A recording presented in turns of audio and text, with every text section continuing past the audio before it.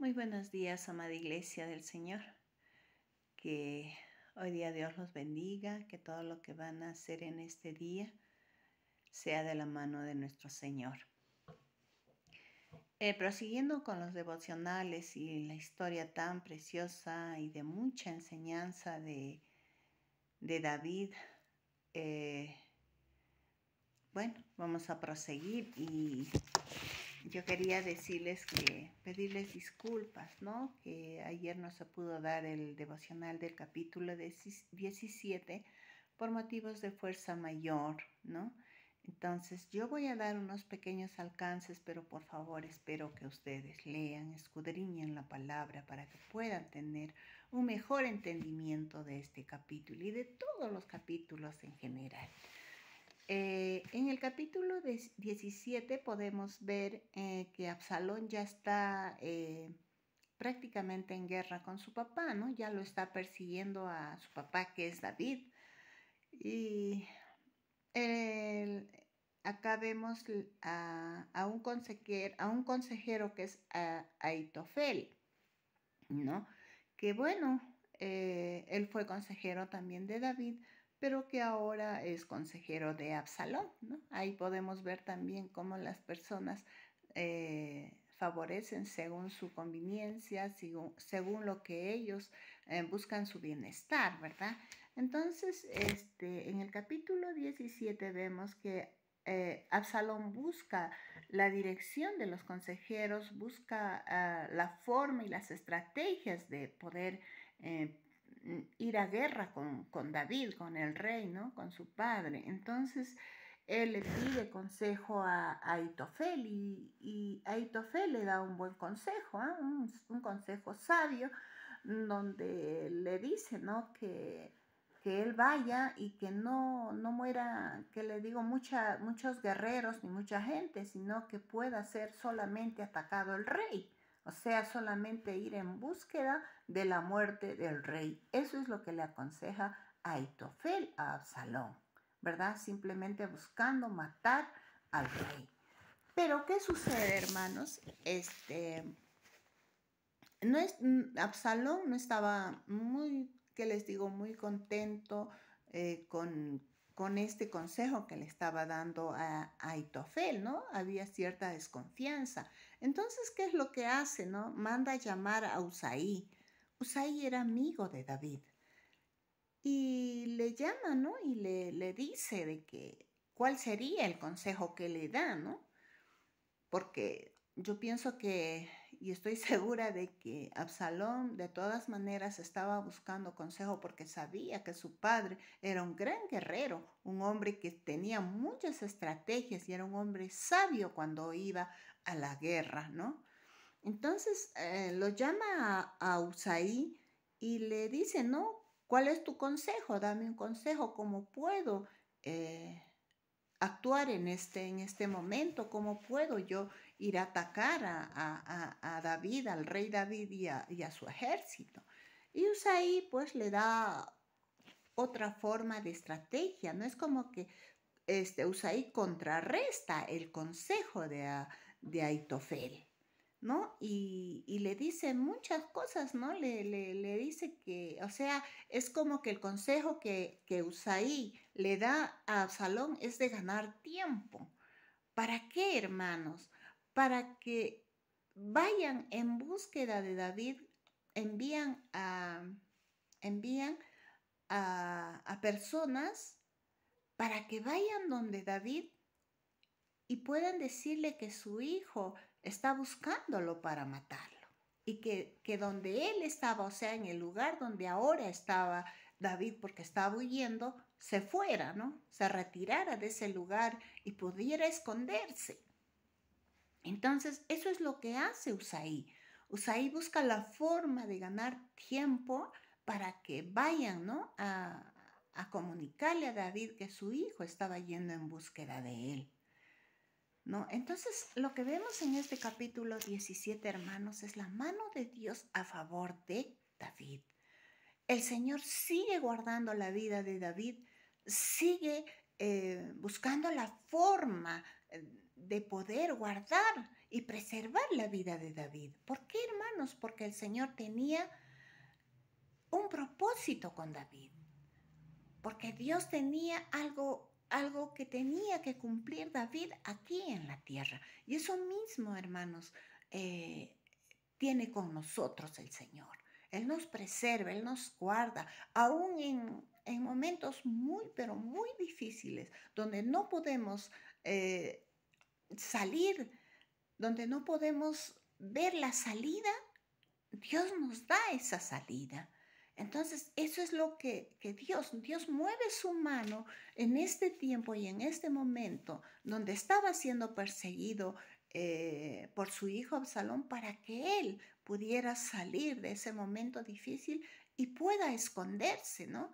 Del plan que tenía su hijo de matarlo, ¿no? Ese es en grandes rasgos lo que nos da es el mensaje del capítulo 17. Ahora a mí me toca compartir el capítulo 18 de Segunda de Samuel. Me toca compartir este capítulo, y nos toca compartir el capítulo 17 es de ayer, y hoy día nos toca compartir el capítulo Segunda de Samuel, capítulo 18, hermanos.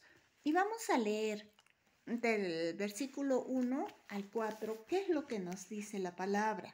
¿No? Acá podemos ver cómo empieza esta guerra más fuerte ya entre ejércitos, el ejército de David y el ejército de Absalón, a poder ya enfrentarse, ¿no? Enfrentarse en batalla, ¿no? Entonces acá podemos ver, y lo vamos a leer, por favor. Dice David entonces, de capítulo 18, por favor.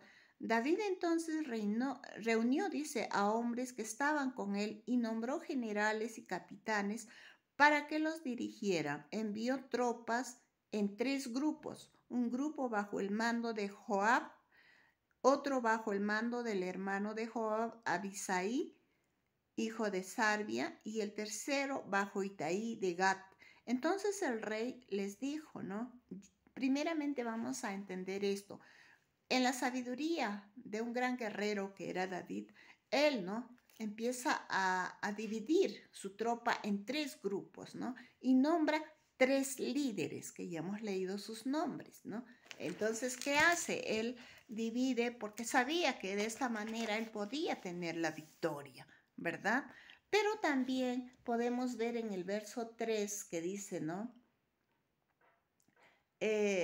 Podemos ver en el verso, en este verso que hemos estado leyendo en el 2, le dice, ¿no?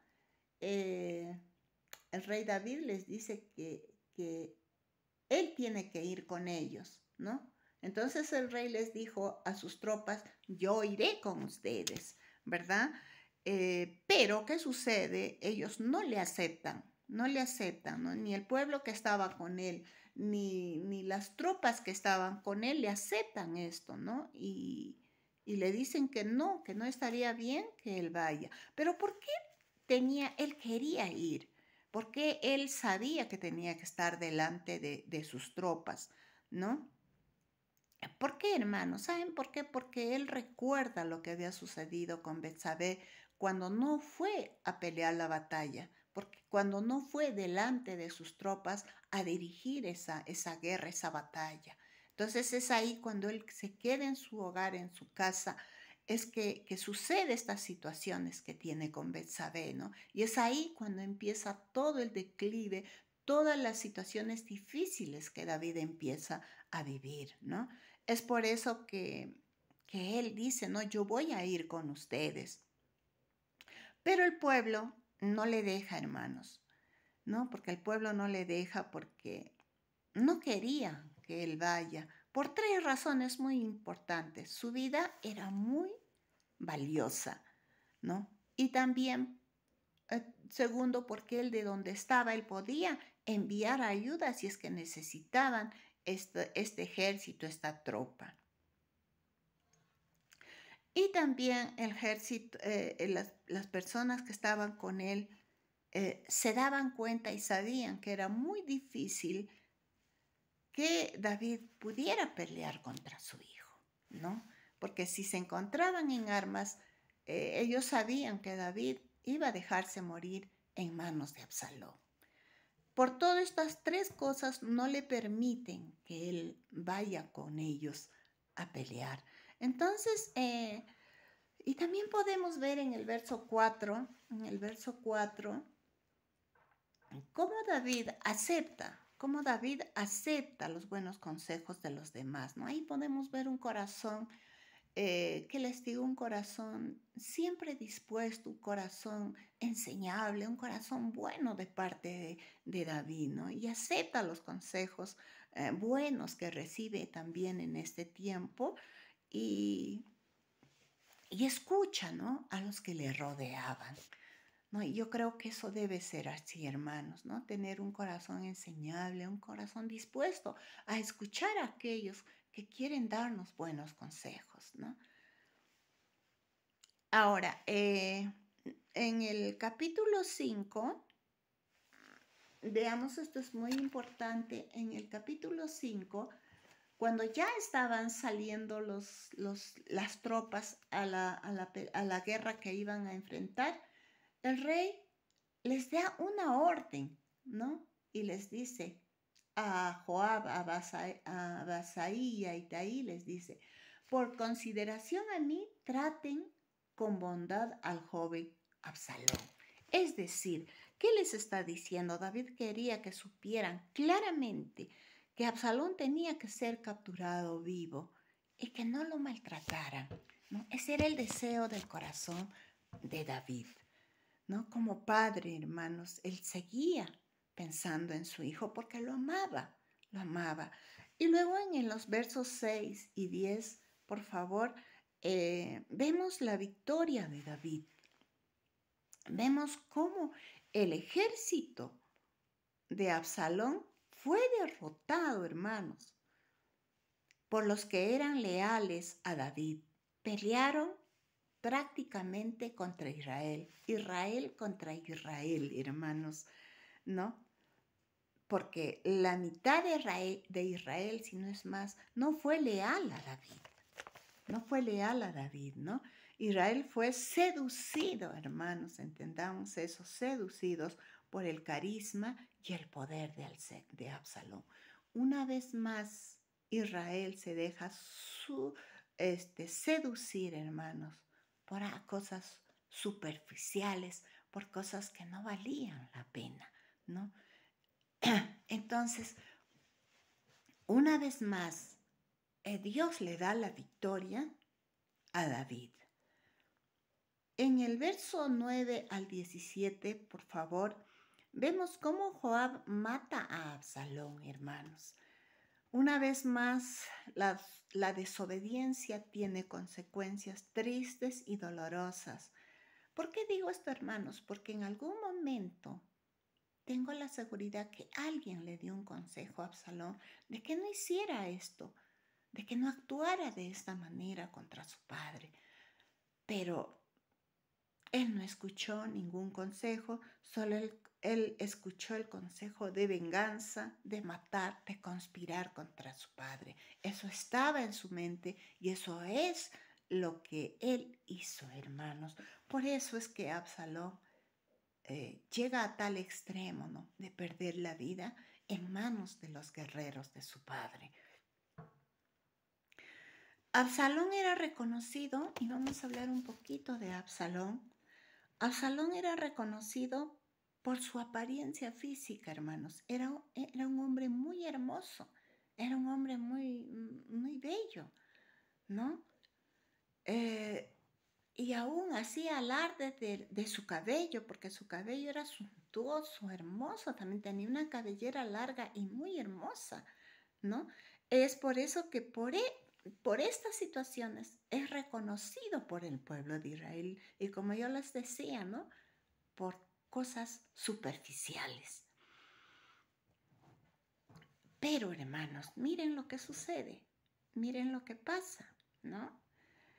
pero lo que antes fue su gloria, hermanos, el encanto que él tenía, se convierte en su maldición y aún en su muerte, hermanos.